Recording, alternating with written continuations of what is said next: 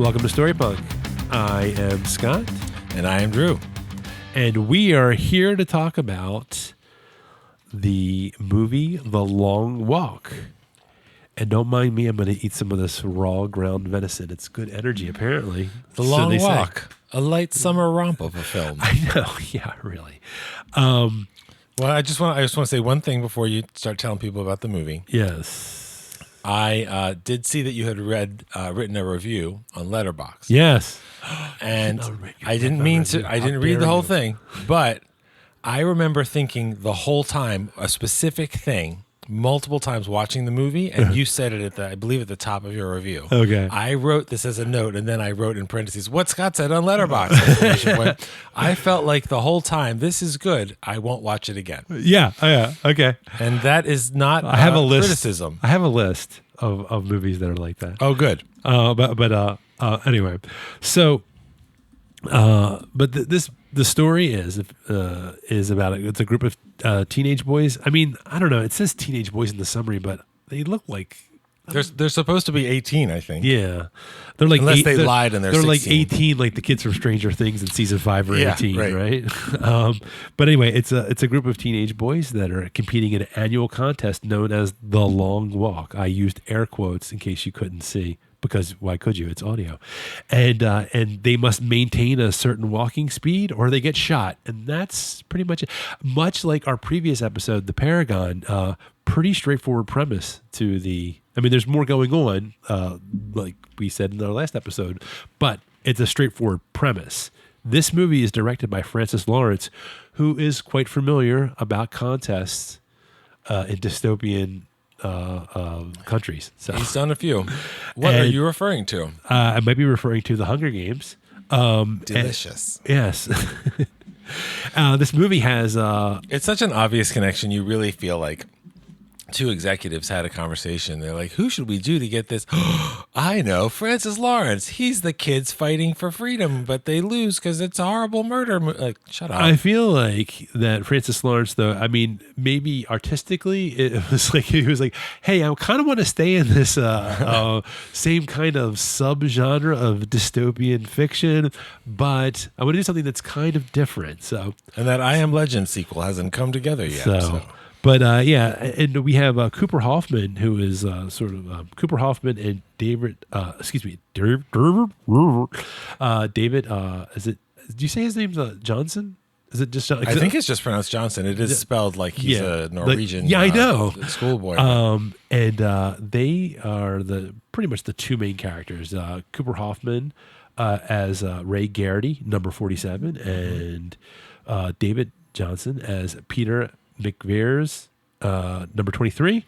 You also have Judy Greer, and I see I misspelled it as Judy Breer, as Ray's mother, Ginny Garrity. Josh Hamilton makes a brief cameo appearance as Ray's father, and we have Mark Hamill as the Major.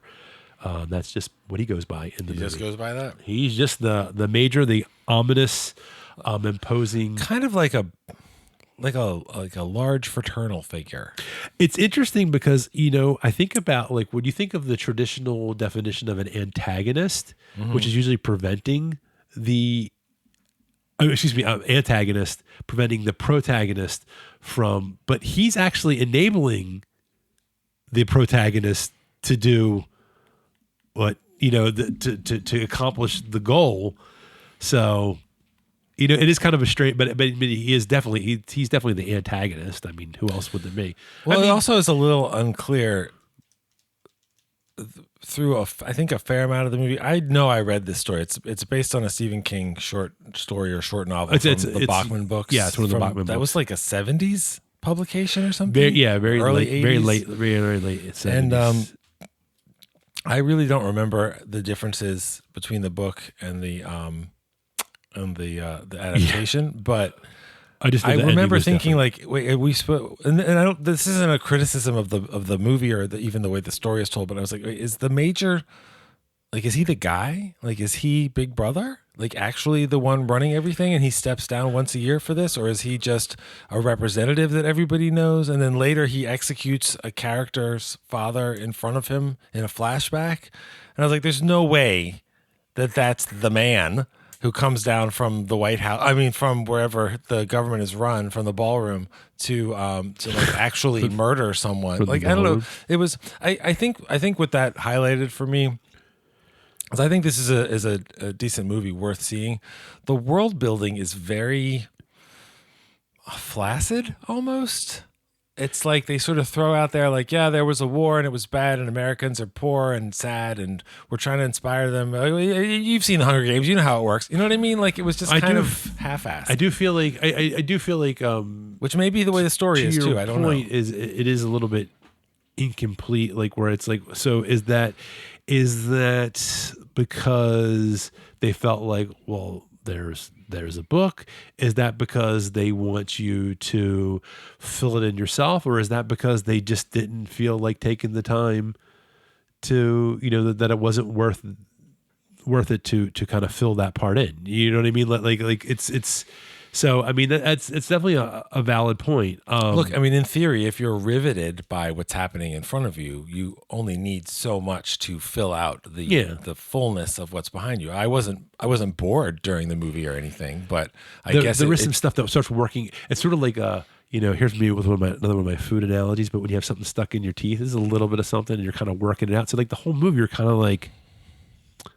Because I did feel that a little bit too. You are trying to work out and not that I say that it ruined my experience, but it is something that you're trying to work out in your head while you're watching the movie, which probably is not the intention of the people that created the movie to have happen. You don't want people like questioning certain things, and not that it was like not like it's a major plot hole, but it is something like you do want to understand, like, how does this work? Like, what is this world? Yeah. I don't mind that it's not our world. I don't mind that it's different, but you want it to. A story it's going to need rules. I feel like the same way if you're saying a vampire story. Yeah, this is not I have plenty of reasons to. This is not a knock against Twilight, but it's like, is this a vampire story where the vampires can be in the sun? I want to know that pretty early because that's the mechanics of the story. So if you're telling me that it's not really clear the world in which these boys are on the road followed by cameras, it doesn't really matter. That doesn't really help me get into your story. And also, maybe it's set in the time that it was set when it was written, but the war 19 years ago and the world is bad. Like, this is a period film, an alternate period film, right? That is actually a major contention, because I'm like, is this set like in the future, and maybe these are the types of cars people drive now in the future? Like I'm not saying like, and I don't mean like these are futuristic cars made to look like, but maybe these are the only types of cars we can drive now, like Cuba, or something. Yeah, exactly. Okay, or is this an alternate history? Right. That was something I kept going back and forth in my head. At this point, this movie coming out in 2025, the way that it's shot, it's an alternate history. Yeah. I think when it was written, it could very well have been the future. Yeah. Because the cars that we're seeing that like drop off Cooper Garrity's Cooper Hoffman. Cooper Hoffman's character. I want to say Larry Garrity. What's his name? Ray Garrity. Ray Garrity. Yeah. So Ray Garrity's character is dropped off by his mom, Judy Greer, in basically the car from the Paragon, a big 70s sedan kind of thing. And then the armored cars that are following them with the cameras and the cannons, those are not super modern and ones. The camera just looks like basically a tube with a glass lens on it. Right. So it's like it's impossible to make any kind of determination. So that is also something where you're like, hey, what is you're thinking like that whole thing, like, is this an alternate timeline, or is this set in the future? Like, what are we doing here? And so it is interesting that they made the intentional decision to make it historically ambiguous, I guess. Yeah, I mean, even the uniforms and stuff, those are soldiers' uniforms. Yeah, but those are not like American Army uniforms, obviously, type of thing. Honestly, and the major's hat looks like a Cuban hat or something. Yeah, and it's not done like they don't have like the how like everything has like the digital camo now. Right. It's like it's just, but it is America. plain. I mean, it's one boy from each of the 50 states, right? Yeah. Yep. So and so I guess we didn't annex Canada after all. I guess not. The one of the things, though, I have to say, as far as like, because we, talking about this as an introduction, when we are introduced to these characters, one of the things I love about Stephen King with his characters, because, I think that with any writer that you read regularly, because I read Stephen King regularly, and one of the things that I always kind of latch onto is just his character development. What I love is I love his the names of his characters they just, I don't know. I was trying to think of how to describe it and to put it into words, and I would say they just have like the names have like texture to them. They don't feel like, it's not like he doesn't have characters named like you don't have like John Clark. Like that's not like a character. Not that you couldn't have some of those characters. And it just, to me, like a name like Ray Garrity, that sounds like, I don't know, it just feels like a real name to me. You know what I mean? It doesn't seem like, sometimes I feel like in movies, you just have like, and even in books, you just have characters that that their names just seem like placeholders for, you know, my protagonist. And I think it's one of the things that really kind of sells me. And I know it seems probably like a minor detail to some people, but like a name that just sounds real, like to me really makes a difference. And not something that sort of stands out, like David Johnson spelled JONSSSONNSOS.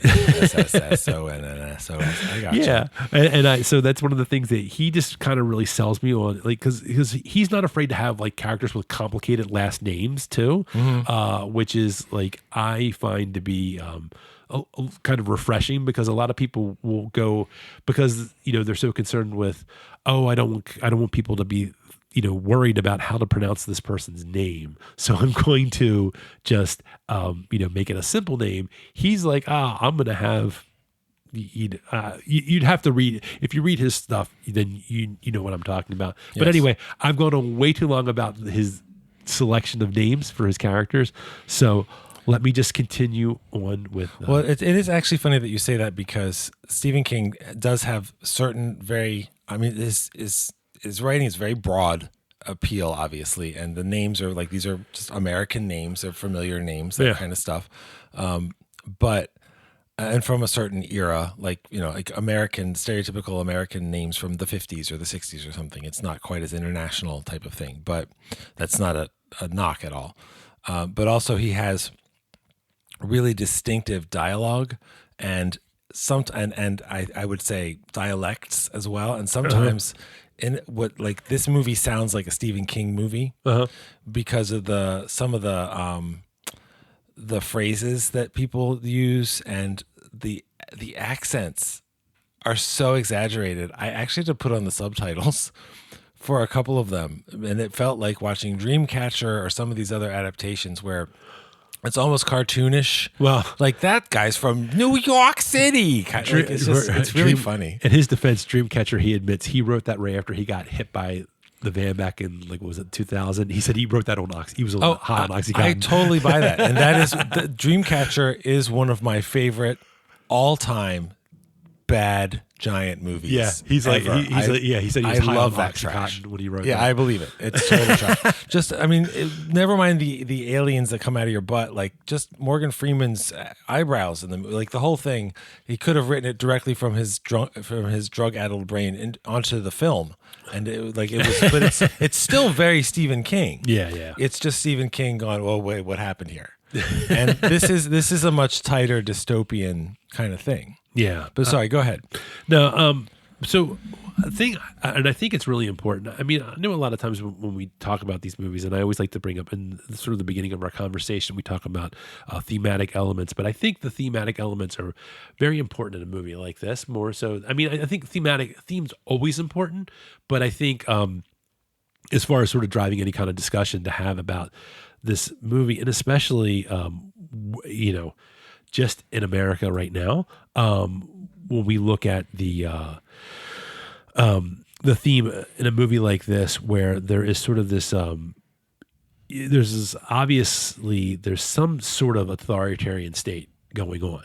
I mean, because you don't have a brutal competition like this in a normal free democracy.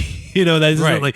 You know, this isn't the sort of thing that you have, and this is sort of the theme here is sort of like it's sort of the dehumanizing machinery of this authoritarian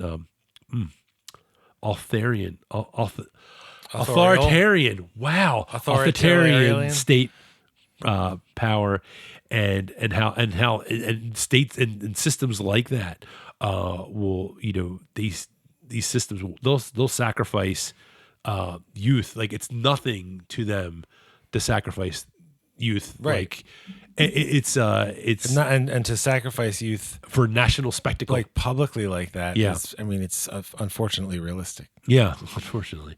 And Stephen King said this is his bleakest work. Well, a lot of those Bachman books though were, and I think they were intentionally so, were very bleak, except for maybe Thinner. Because even Running Man, which is the Running Man, it's a different dystopia, right? Yeah, it's different. But even though that is, but I mean, still the whole idea is that they and I get those. I haven't seen the new one yet, but like the old one and then the book, a lot of the stuff kind of blends together, and I think that the new version is closer to the old. I do believe that there was something about him needing money, and that's why he did it. It wasn't like he was captured. Wasn't the original premise that what he was in jail?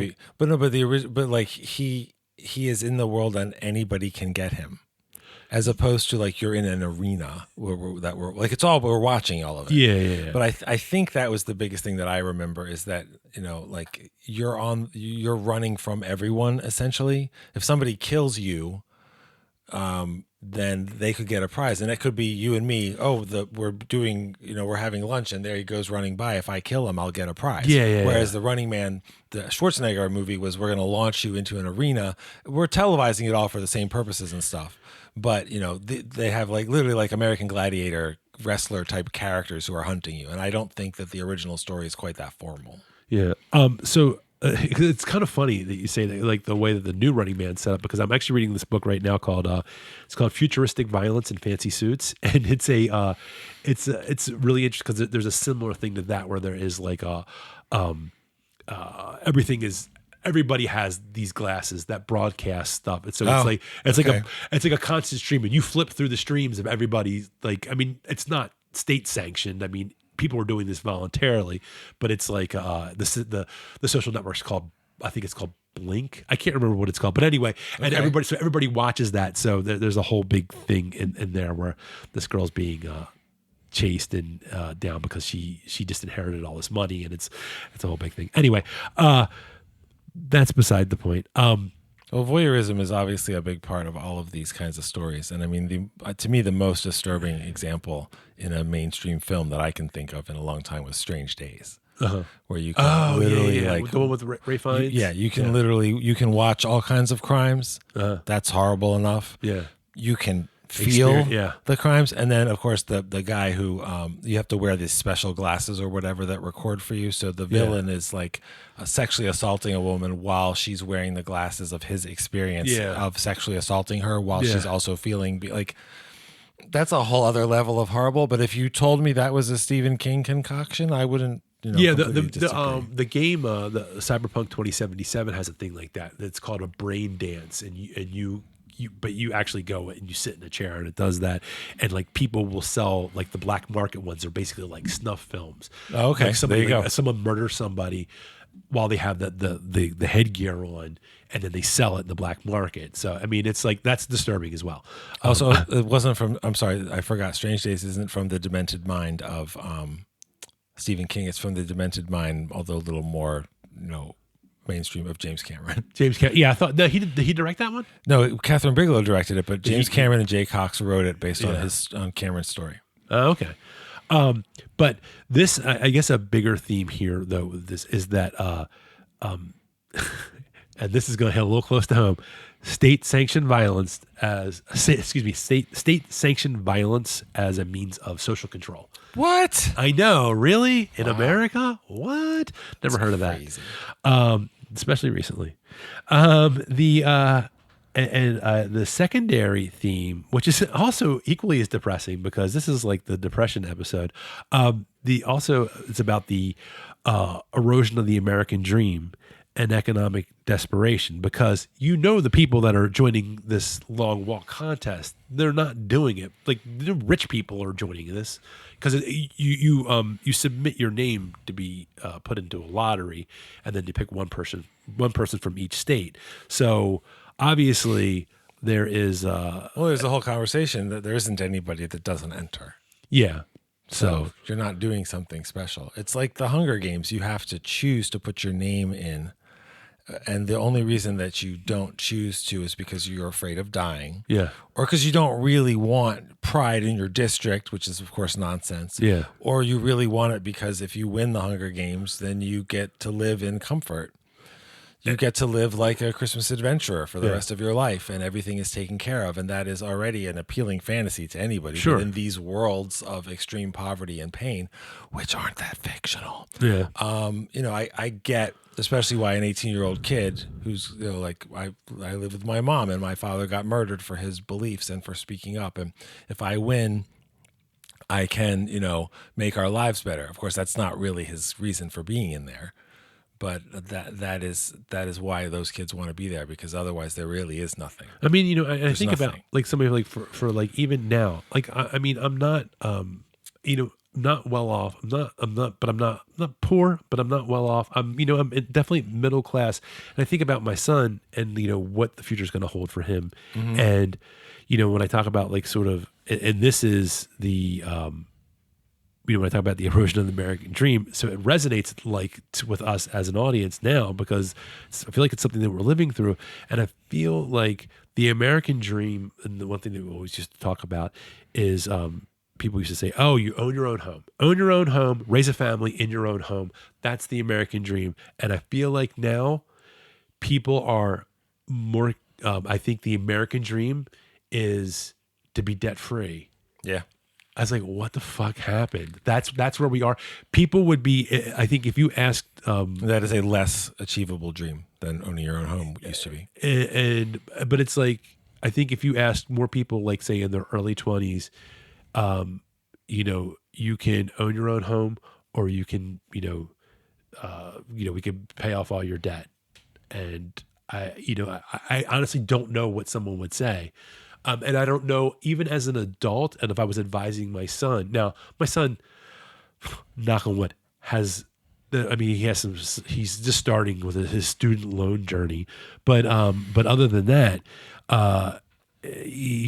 that's something that it's like, I don't even know what to advise him. Like, I don't even know what the hell I'm doing with my own student loans. No, it's a different world too, because when you and I went to college and looked at that, it was like, well, these are the loan options, mm-hmm. and these are the ways that you can get scholarships, and these are the ways that you can get money from this source or that source. By the time you get to now, I mean, you can take out loans the same way you can take out a loan for your house or your car, and you can owe that level of debt and not have anything to show for it in terms of equity. Like if you take out $400,000 for your medical degree, that's different than $400,000 for your house. Yeah.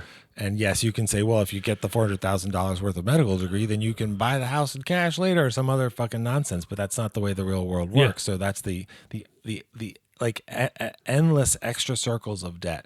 Because the whole time you're in debt paying your 30-year mortgage, you're living in your house. Yeah.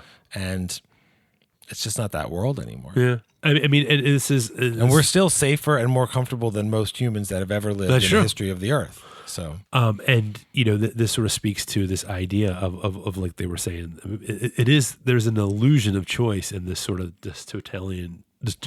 Wow, I'm having trouble talking about. You're having trouble pronouncing the syllables. Yes, the totalitarian system. Wow, I don't know why. I do know how to say these words. I'm just having trouble. If you want, what you do, because you're our editor, is you go in and you say, in these totalitarian systems, you can just drop your voice in there. You make that joke once a week. Well, then learn how to talk. Thanks. Well, I've only had 50 some years. In a row. Yeah.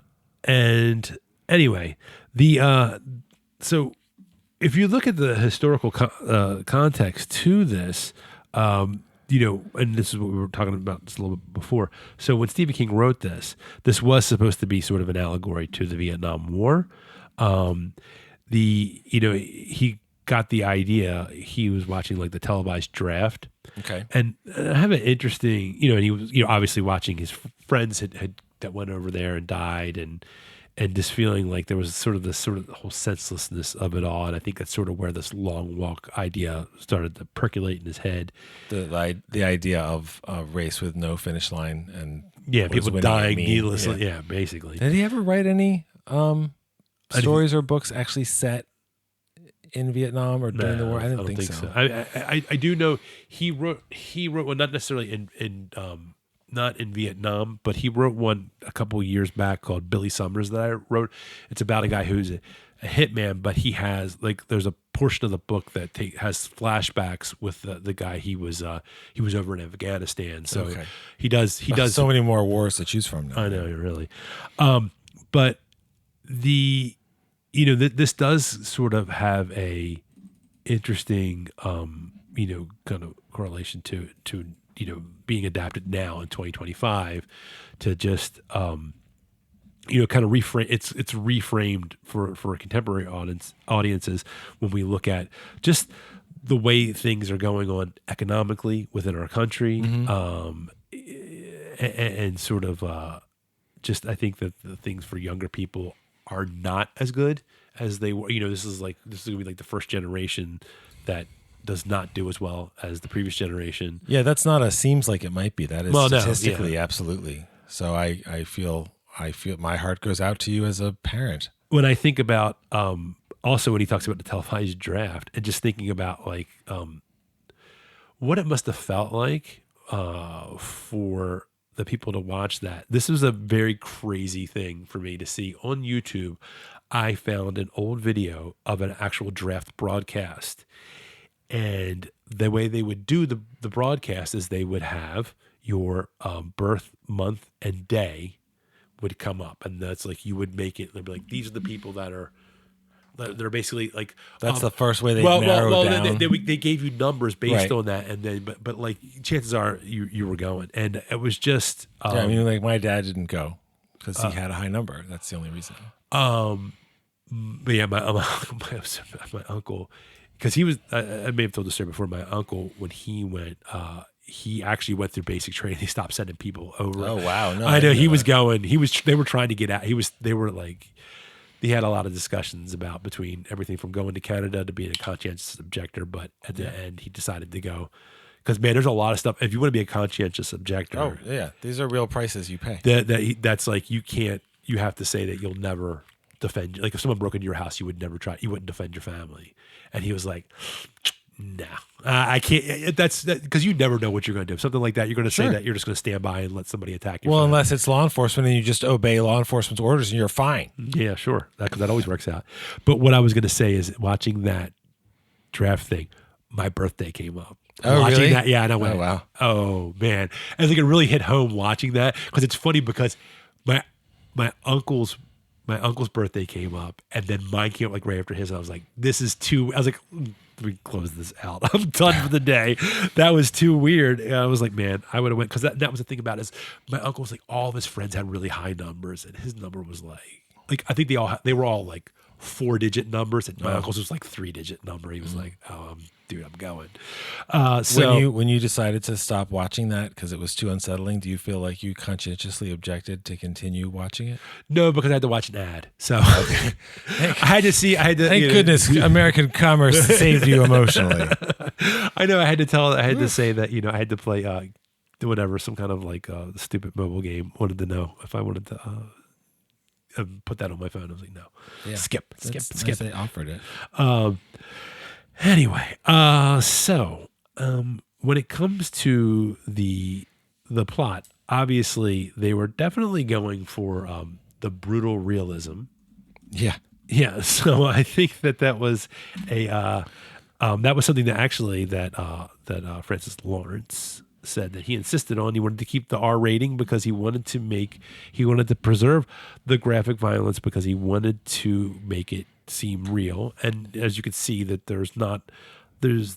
it's definitely sort of peppered throughout the story. Is the book that graphically descriptive? Do you remember? I don't remember.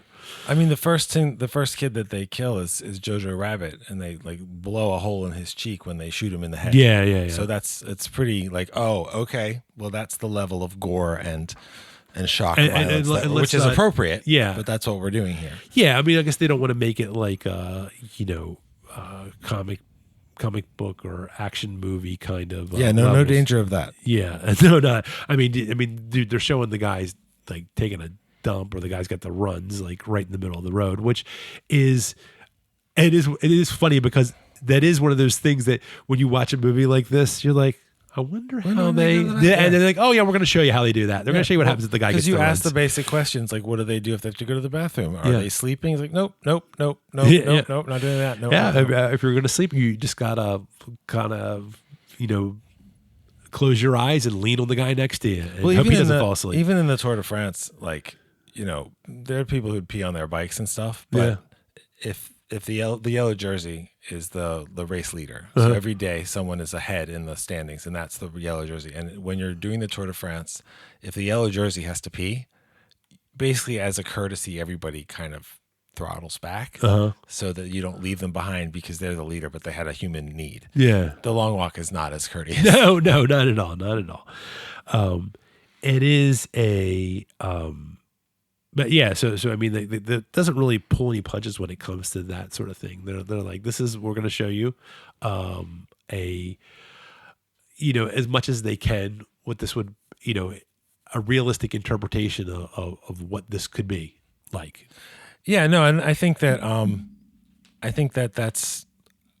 I think even though considering the first few movies that he made, I think that's actually a Francis Lawrence thing. Yeah. Like if there really was a world where monsters took over, the world and Will Smith and his dog were the only ones left, what would that life look like? Yeah.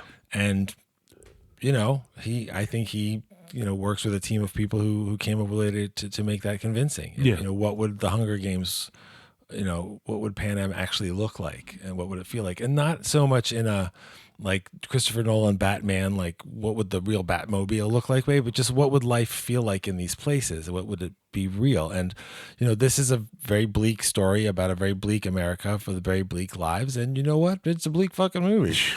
Yeah. I'm not sure I love Mark Hamill's portrayal of the Major. Just his voice that he chooses. It's a little too. It is. Can the voice be too on the nose? Maybe I guess because I'm gruff and I'm lying to you. No, and, I know what you're saying. Speaking of accents, it's funny that you say that. Did you feel that towards the end that David Johnson's? I felt like the last 10 minutes of the movie, I was like, "What's going on with his accent?" I feel like his accent changed. I think the thing with some of the accents in this movie, like Hank Olsen, that's the Asian kid, Ben Wang's character, he's got a New York accent, right? It's so cartoonishly New York. Yeah. It's almost hard to tell if it's consistent or not. Yeah. And I think David Johnson, a young British actor's Southern American accent, is really like I had to put on subtitles for a couple of these characters because I would back it up and look at the subtitles. And I go, there was no way I knew he was going to say that. Like, I had no idea. Yeah. It wasn't every line and it wasn't every character, but it was like I'm playing an American archetype here. You get it? And I don't know, but yeah, it distracted towards me. The end, it was like I was like, whoa, like what's going on there?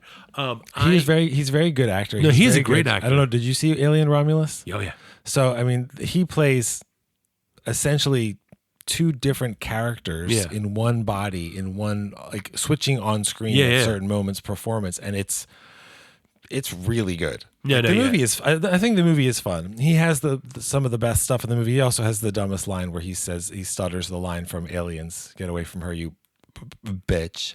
just really dumb. I didn't need that. Yeah, but he's a very good actor. Well, that's the other thing I could say. This movie is chock full of young acting talent. No, yeah, like really people I've never seen that I know I'll see again. Yeah, and people that are doing good work like Charlie Plummer, who was what was his name? Barkovich, the one who they kept calling him Killer. Yeah. Like he's a really good actor, and so that's an interesting performance. But again, the way that Stephen King writes these characters, they're very broad. So you could put these performances in It or Dreamcatcher or any of these other stories that are the Stephen King stories about a bunch of male friends. Yeah. So in this, you've got the Musketeers. So you've got four friends. They're fast friends, obviously, but they're four friends. And then there's kids around. There's the bully, and there's this type, and there's that type. But it's mainly Ray and Pete. No. At the end of it, absolutely, it comes down to their immediate bond to each other, and like that they walk together. And I didn't realize I was sleeping. That's okay. That's cool. Yeah. We kept walking. Like that. They don't have to do that. Yeah. And at the end of the day, one of them will still be dead. Yeah. But I believe their relationship. I also believe that they're young and naive enough, even though one of them saw his father die in front of him, that they really think that there's anything to hope for in this game and in this world. Yeah. When there really isn't. Yeah. And if Mark Hamill is really running the world, and then at the end he gets executed, what does the ending mean? Yeah. Yeah, I mean, David Johnson walks off alone. Like, was he already dead? Like, I mean, part of me wonders if and, you know, obviously, like, no irony here, but is the Major more of a Darth Vader character? Yeah, that's a fair question. That's what I wonder. Because I would feel like this somehow he returned. So yeah, that's the Emperor. Shit, I always mix up my white villains. So they all look the same for me. So, but it is a matter Darksiders that it is a something that yeah, once again it does play in the back of your head. I did feel like as we got to the end, you're sort of like I was kind of like that's where the movie, I mean, I don't know how else you could have ended the movie. I was fine with the way the movie ended, but like, it's just like, even though it was almost kind of inevitable, like, yes, it kind of makes sense that they ended up like in a more urban area because it had to be more populated. You know what I mean? I feel like they needed to have that kind of, but it's like, but then you start. This is one of those things where I hate that I was thinking like this, because it's like, these are the things that I hate when people complain about in movies where they start asking too many questions, where I feel it's like, just enjoy the movie. But you start thinking like, okay, well, how do they know you never know how fast these guys are going to drop, right? So how did you know to have it there? Like, well, I mean, I can answer that. Yeah. So first of all, yes, the entire walk could have been over in the first 10 minutes. I mean, literally anything can happen. Yeah, right? anything can happen. You don't think it's going to happen. The people who planned this thing wouldn't have any reason to think it's going to happen. But they said, like, there are no crowds until the last two or something like that. Yeah. So those people weren't waiting for 400 miles of walking. No, that's not what I'm talking about. But metaphorically, why was it routed to that city? Was it always that way? I think it's routed actively. That's So that makes more sense. I think that's part of it. But also metaphorically, the story needs to end in small town America, because it was out in farm America, which is a real America. Yeah. And the people that were watching them, live, there weren't many of them. It was very sort of underpopulated, as rural areas would be compared to a town.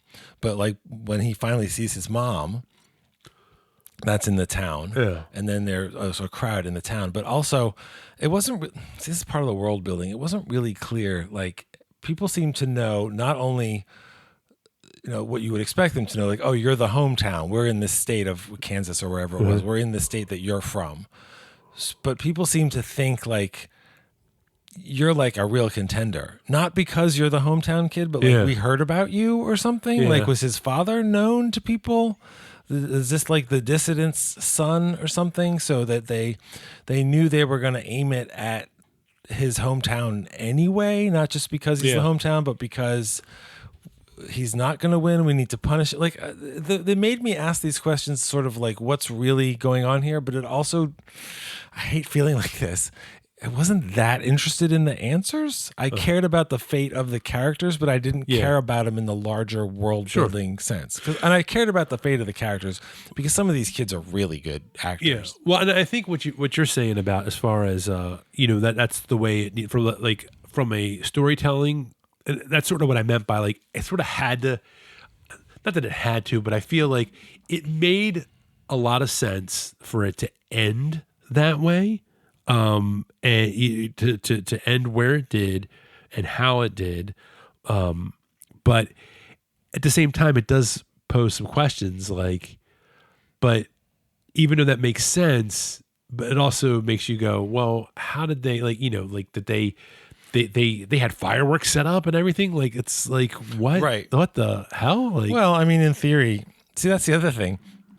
In theory, if you're the authoritarian state, you have access to all of the resources of everything.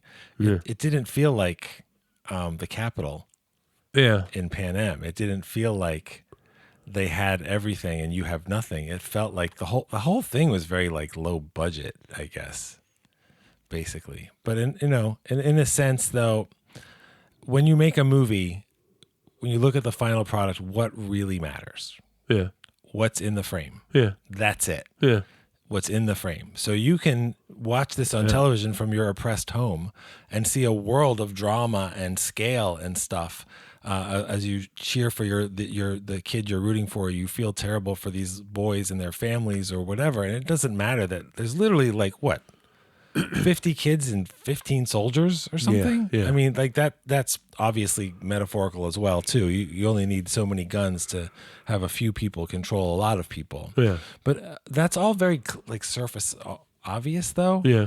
So I don't know. I feel like if you don't get into the real emotional power of what this story could do for you, it's my experience with the movie was that it was well done and it was okay, but it wasn't super satisfying storytelling and it didn't really have that many surprises, I guess. Well, yeah. I mean, but the story doesn't have to have surprises. I mean, the Native American character is one of the characters that he didn't try and run away. He fought. Yeah, yeah. And then they killed him and it was bad. Yeah. That's what America did to them. Like it's, I don't know. I mean, I don't know. It feels more like, watching it now in 2026, it feels more like a parable of America than which it is, than specifically a parable of Vietnam, which I also see, but this wasn't the book. This is right. No, I'm saying, but that's a legitimate part of the intent of the author. That's a legitimate parable there also. But again, it's not. Is there anything subtle about this movie? I mean, I don't. Other than the fact that I think it's just a. I mean, I don't think it's that. I mean, what do you think is?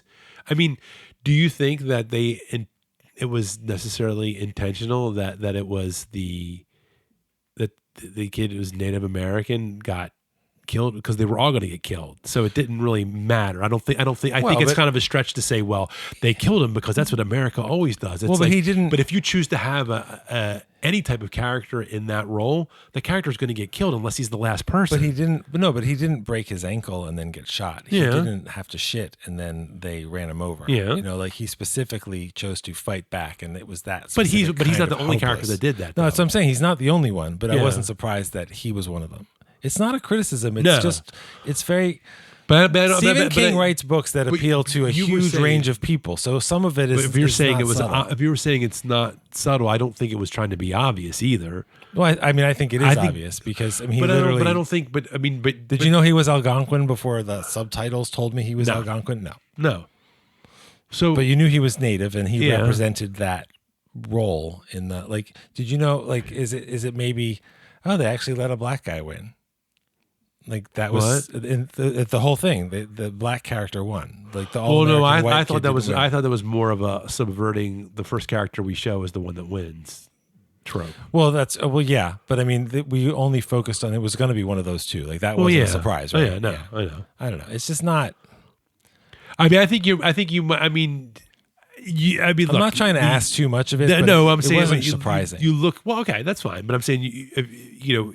This is the way that you took the movie, and then you said you feel that what was the way they were doing things were sort of signals or whatever. Not signals, and that's not what I mean. Symbols of things. Not symbols, but like you were saying that it was that. Look, when you write stuff, everything's intentional, but sometimes things are done, and it's not necessarily I don't think that the fact that because of the way that the setup of the long walk. As a contest, not the movie, but as a contest, that everybody was going to get killed anyway, and the fact that I mean he fought back, but I don't feel like that was some kind of nod to be like, hey, he's Native American, he gets killed by the American army. This is like, you know what I mean? Like I don't feel like that was like a nudge in your ribs to say, did you see that? Well, I just took it as not so much did you see that, but as like, yep, that's what happens. Because that's what happens. I know that's what happens, but I mean, like, I don't know that when you're saying it's obvious, I don't know why. Well, is the movie a metaphor for a whole bunch of different stuff, or is it a sad story about a bunch of kids getting died? But this one is an overtly political movie. Okay. So, I mean, so yeah, it could be. I mean, that could be, but I'm just saying, as far as a whole, I mean, that's that. But I don't necessarily know if everything is like is as necessarily as obvious as what the way you're trying to make it seem like that they're trying to be like overtly political with that particular character. No, I just think the whole thing is political. I don't mean to say that that's more political. Okay, all right. Well, I mean, that's fair. I'm just saying. I mean, look, we all take in these movies and we all get it out of it.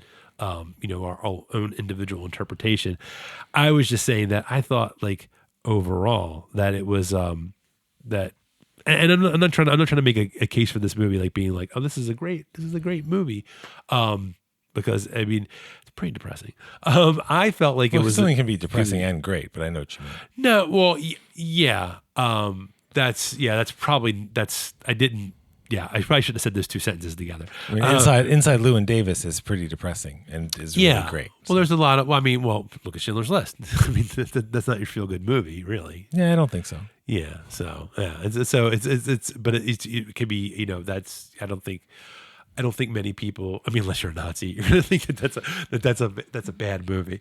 There are a bunch of them out there. Yeah, there is. But like so, well, I think part of what the movie did was not ultimately be that surprising. Whereas the Hunger Games, at the end of the original story and in the movie, the two characters, there's only one can win. They're just like, well, then let's just both die, and that makes the system stop. Say, wait, okay, you both win.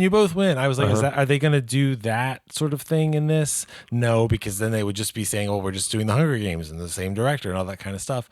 But the way they ended was so kind of unclear as to like what actually happened. Well, if you think that's unclear, the ending of the book's much more unclear because it wasn't him. Well, because the street is now empty. Kelly and I were watching. We were like, "Wait, is he dead?" Like, I don't understand. But it's because like I don't the crowd think there disappears. was. I don't think there was any crowd on the other side. Because if you were looking, like he ran out of crowd. Basically, is what you're saying. Well, I think the crowd was coming, like possibly that the crowd was not allowed to go. Oh, they were like following them because they probably don't want them ahead of the walkers. Gotcha. Not dead. Walking Not Dead Walking walkers. Dead walkers. Right. Well, the point I was trying to make was that I think that I guess the one point I just think he was going further. I know what you're saying though. I actually did think that for a second about is Peter, is he dead? Because it was kind of like that. I mean, well, if he is dead, is that I doubt. No, I don't think. But I mean, he's like, dead. is that good, bad, more or less interesting? Like, I think what they were trying to do is. Please tell me this, because I'm not really sure. I think what they were trying to was that Ray was like, I'm gonna kill this guy, and Pete is like, no, you got to make things better. And at the end, Pete is the one that kills the major, but I have to wonder, did Pete do that because he felt like he was making things better by killing the major? Because that's what. But I will say though, I don't necessarily know if that maybe that was the logic. I don't necessarily know if it doesn't feel very satisfying to me. Like as a conclusion, but I can see the logic, but I don't know if I feel like, well, that's a great resolution. You know what I mean? Like, yeah. Well, see, but then you run into the other truth about this story, which is it's by Stephen King. And a lot of Stephen King endings I don't find very satisfying. Yeah. They either just kind of stop or peter out, or they have some sort of The Stand, literal deus ex machina kind of an ending. The hand of God stopped the nuclear weapon from going off. Like, what? This is not. Well, no, the stand. But I mean, the nuclear weapon went off in the Stand. Well, but I mean, the whole idea of interventions and psychic. I don't know what I've written myself into this place. I'm not sure what it is. Okay, they have psychic powers. They can see their plans. I mean, it's just that Stephen King's endings don't really do it for me most of the time. And this was like, oh, I'm less disappointed in the movie not having a really satisfying or really clear ending because it's a Stephen King movie, so I kind of don't have high expectations for it, which may or may not be fair. But the ending is very unclear and unsatisfying to me. It didn't ruin what I liked about the movie. You know what I mean? It didn't ruin what I thought was effective about the storytelling. But also, I don't think it's unfair to say a great story needs a great ending. And I don't know what that ending was, but it wasn't great.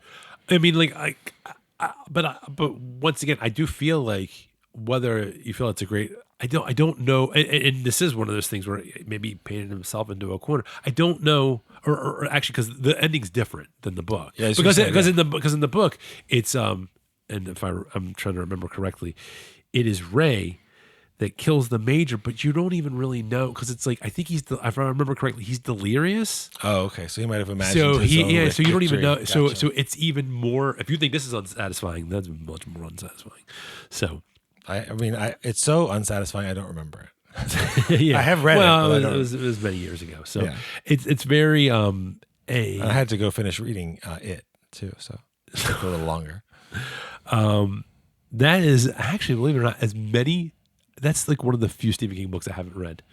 Oh, really? Yeah, I don't know why. I don't know. I think it's because when I was really young, I saw the TV movie, and for some reason, I was like, and I liked it. I just for some reason, I've read most of his books. If you saw the Tim Curry series, which you're talking about, and if you saw both of the movies, I can't speak to. I haven't seen the second one. I've only seen. If you saw what you saw, and you were like, you know what, I'd like a lot longer and a lot more detailed descriptions of children being raped, then you should read the book. Otherwise, I really can't recommend it. I don't recommend it. Yeah, I mean, some of his stuff can be a little graphic. I'm like, oh God. Well, I mean, it's Stephen King. Yeah. So, but it's a. I mean, well, he saw somebody get hit by a train when he was a little kid. So I'm not faulting him for writing what he writes about, but his. I'm not saying you are. It's very vivid, and a lot of his stories have the psychics, have the molested children, have the kinds of like family histories. Like, there's nothing wrong with that. That's just what he writes about. Yeah. But if you want to see, like, if I wanted to say who's a good heir to Stephen King, yeah, I would say somebody like Mike Flanagan is pulling off a lot of that stuff. Yeah, if you told me Midnight Mass was originally the Stephen King short story, I'd buy that. Yeah, well, I think he's definitely inspired by it. I do like. I'm very anxious to see what he does. They're going to do a series of the Dark Tower Mike series. Flanagan? Yeah, I'm very an actual series. Not that stupid movie. I didn't see the movie. It looked. I didn't read the books. They took 7 books and tried to put it into a movie. That's why I was like, I've never read these books. I hear that they're very exciting, but I also hear they're very rich. And how can a 2-hour movie remotely deliver that? People complain about a 2-hour movie from like a 500-page book. Can you imagine trying to put like 7 books into a movie? Now that said, if you watch the second It movie, yes, you might feel what I felt, which is this probably should have been 2.5 hour movie. Yeah, that's what I've heard. And I don't like thinking that, because I remember thinking, like, I'm growing up, I'm reading a book. I like this book. This book is 1,000 pages, so the movie should be 1,000 minutes or something. Of course, it's not that. That's not how adaptation works or should work or anything like that. Like, is Return of the King a long book? I guess. Is Return of the King a long movie? Absolutely. Is that better or worse? You can figure that out for yourself. But there's never been any Stephen King adaptation that I remember thinking was really like, this should have been a lot longer or a lot shorter, because it's, so many different artists and people come together to work on these things. But I wish that this ending was more satisfying story-wise, because there are some very powerful moments in it and some very good craftsmanship and acting in it. Yeah, I mean, I don't know, but it's like, but a movie like this, really, where do you, that's the thing. Sort of the whole premise is like, how do you, it's a movie where you're gonna, I mean, up front, you're gonna kill just about the whole cast. It's like, it's like, where do you like I think it takes some, I just don't know.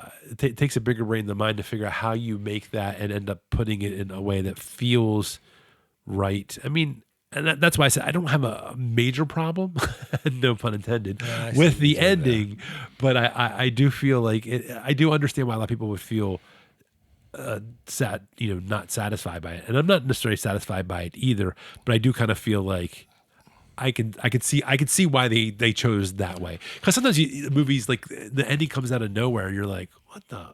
Why did they go there? Why did they choose that? I don't know what the reception of this movie was. Before we have these conversations, I don't generally go out and like see what does Reddit have to say about it. What do these big critics have to say about it? I'm curious about all those things, and I'll do that after we finish our conversation. But I know the movie did okay, as far as I know. I do like the box office, but I don't. I do the same thing as you. Did people like it? Were people excited about it? So I have no idea what the world of people that love the book. And I'm actually curious. You know what I mean? We should look now. Go for it. Well, okay. Actually, you're on our schedule. So. Well, I know that's true. I actually know we'll look for another time. We did one of our marathon. We recorded 11 episodes today. So. And all of each episode was recorded. It's slight exaggeration. Through the power of AI. No, I'm joking. This is America. FAI. Which spells something. Anyway, but it had a budget of $20 million. And it made $63 million, so very modest. And who knows what the actual? It was only a $20 million movie. Yeah, that is impressive on a variety of levels. Just that it was a Hollywood movie. That was Lionsgate, I think, did it. Yes. Wow. Well, yeah, I guess they did all the Hunger Games. So Francis Lawrence is their dystopian America guy. Yeah, I guess so. They were like, oh, call that guy up. Here we go. Well, I'm assuming his Hunger Games movie that's coming out this year is a significantly larger scale project. I'm sure. But no, that really is actually kind of amazing. There's no reason that movie has to be more than $20 million, but $20 million sounds like a perfectly economical way to do that movie. Oh, they used one of those Arri Alexa cameras. So I know I saw them on the armored cars. Yeah, yeah, really. The tube, the olive colored tube. I mean, they did have real practical effects and stuff. They ran that kid over with the self-propelled artillery. Well, then that saved money there. So yeah, I mean, there's 50 actors. Who's going to miss one? Or half of one. There was the really old joke that that some Hollywood producer asked how they were going to with a movie with a big budget. It was like a war movie. And they're like, how are you going to come in on budget with all these extras? They said, well, we're using real bullets. So that's sort of, but that's like old school Hollywood, like 1930s joke. So I mean, it's a, see. I did think, what did I did like the look, like the cinematography. Yeah. No, it is interesting that you say that, because the one thing that I haven't talked about, and I felt almost silly feeling this, but me feeling silly has never stopped me from opening my mouth. As you're watching the movie, and I guess I got used to it a little bit, but a lot of the movie, if it's not a close-up of someone, then it's like a 3-shot from their shoulders up as they're walking and talking. So the whole movie, as you would expect, is walking and talking on the road with kind of a nondescript background.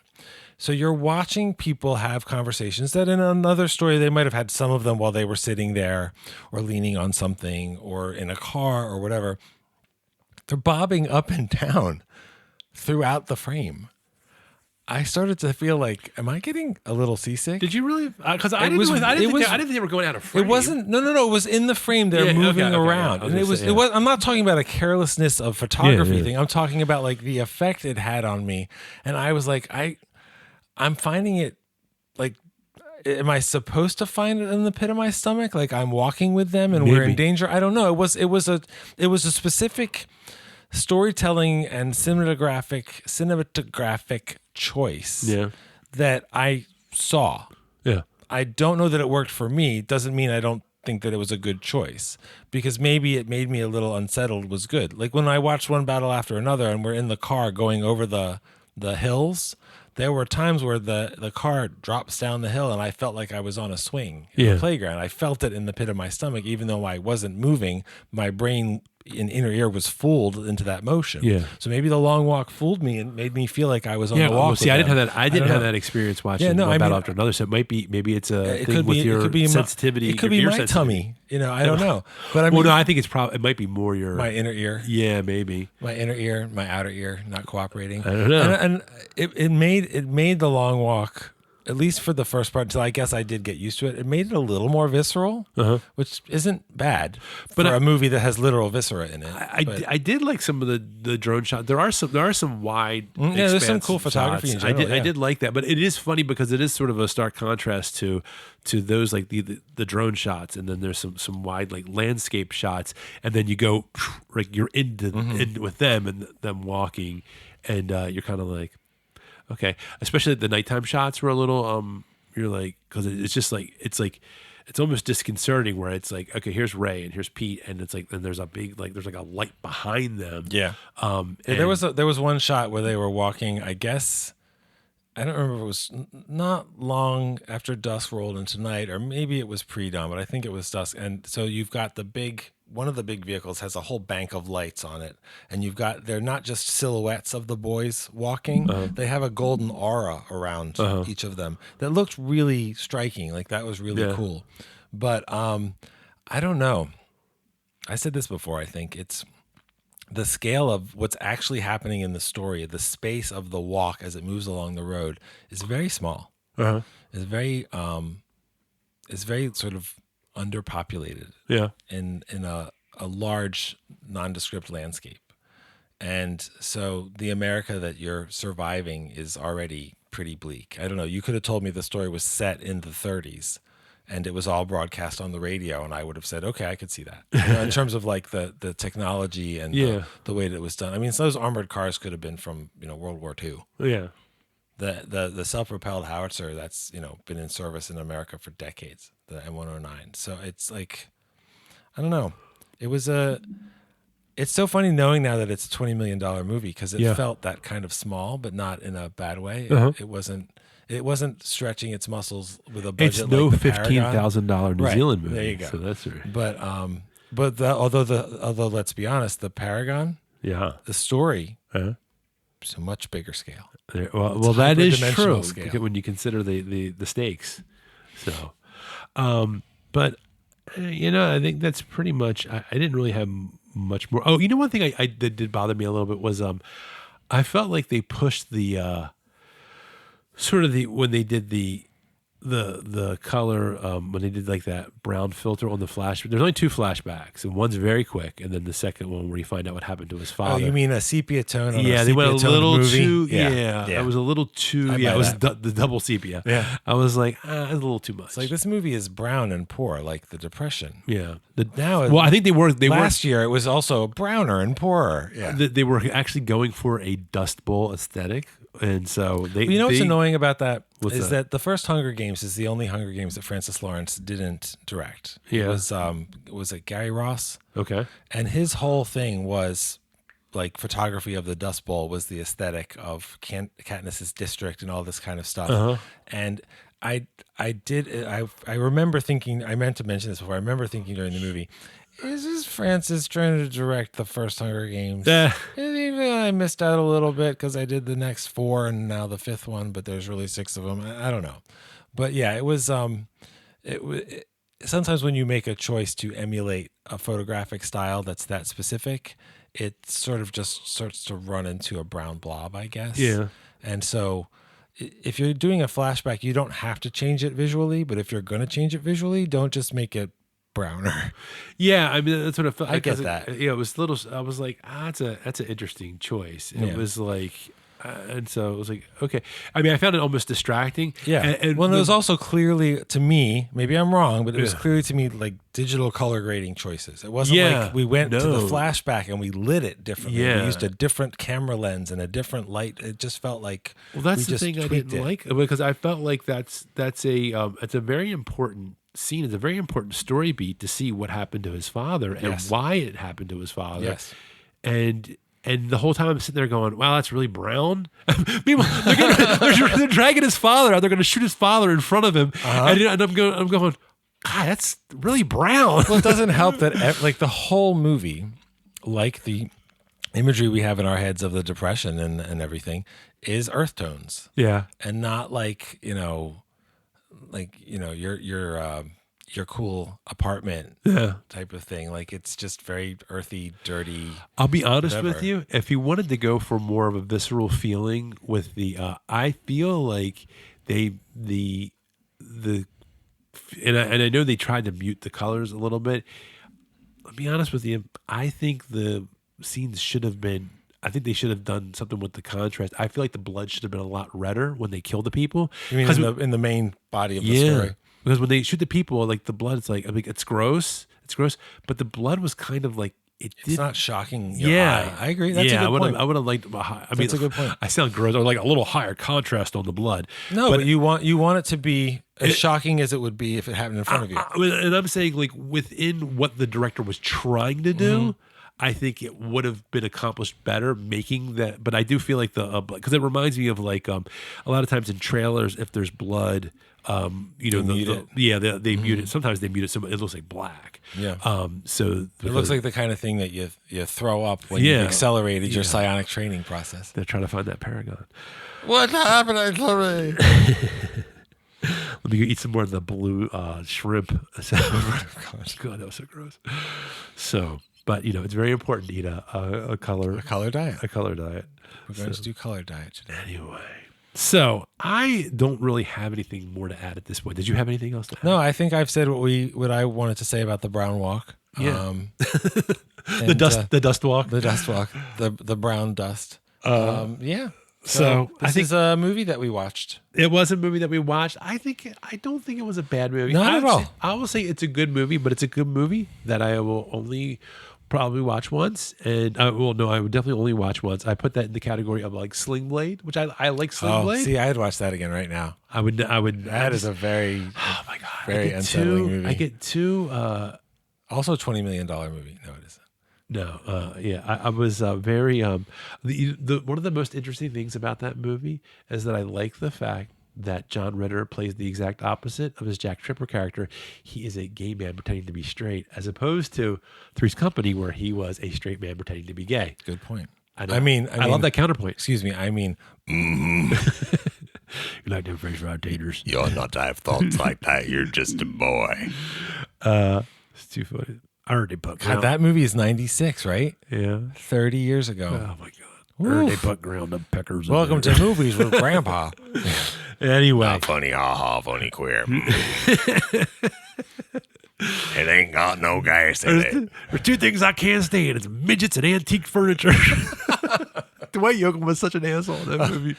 He was terrifying. He was. There was a run of a few years there where I was terrified of Dwight Yoakam because he's terrifying in Sling Blade, and he's even more terrifying in Panic Room. Oh yeah. But not as terrifying as Jared Leto's hair. Well, the cornrows. Yeah, but I mean, I'm going to be watching Tron Ares soon, so I'm ready. Oh, yeah, I have to watch that. I've reserved my Blu-ray at the public library, and it's available for my pickup. Oh, look at you. Nice. Mm-hmm. All right. Well, I think, before we get off too much, because I have to actually... I haven't gotten off at all. Jesus, this is what I didn't want to hear. Not with the brown walk. Anyway. Oh, it did become the brown walk for certain characters. It did become that's a shitty thing to say. I have an engagement after this. So I'm going to say that's a wrap on The Long Walk, and that we will be back next week for I forget what movie, but it's be a good one, I'm sure. I don't remember either. I don't know. I have to look. I have to look at the spreadsheet because I'm a Excel nerd, or I don't even use Excel. I don't know what I use. And but hey, be sure to check out our Instagram page at Storypunk Pod for Storypunk updates, and we're also on Facebook. And you can also find us, or you can find both of us individually though, as Storypunk Scott on Letterboxd, and Drew will tell us now what his handle is. Solid gold. Mm-hmm. Nice. All right. Well, I think that's it for today. Thank you, Scott. And this episode. Thank you as well, Drew. And remember, story matters.